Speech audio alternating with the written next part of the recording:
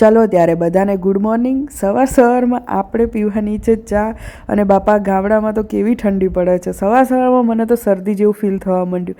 જવાનું હતું સિહોરી, તો શ્રીઓએ કેવો થેલો ઉપાડી લીધો છે, કેટલો મોટો થેલો છે. અને પછી અમે નીકળી ગયા, ભાઈએ ગેટ ખોલ્યો, પછી પહોંચી ગયા અમે સિહોરી.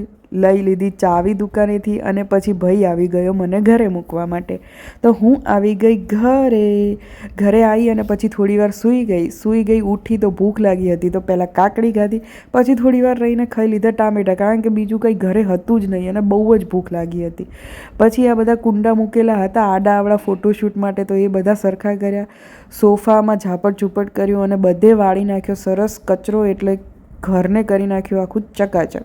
અને પછી શું, પછી આવી ગયું હતું પાર્સલ જે ભાઈ લઈને આવ્યો હતો, કારણ કે દુકાને ડિલિવર થયું હતું. તો આમાં આવી હતી મમ્મીની મહેંદી. તો કે 3 બોક્સ આવી ગયા હતા, એટલે મમ્મીને હમણાં ચાલી જશે, એટલે વાંધો આવશે નહીં.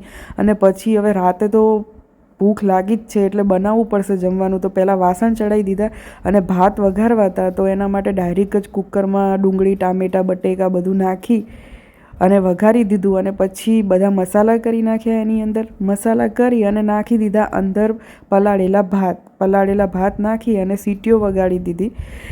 સીટી વાગી ગઈ એટલે સરસ મજાના આપણા ભાત તૈયાર થઈ ગયા હતા. તો આપણે એને જમી લઈએ. અને આજના માટે આટલું. મળીએ કાલે. જય માતાજી.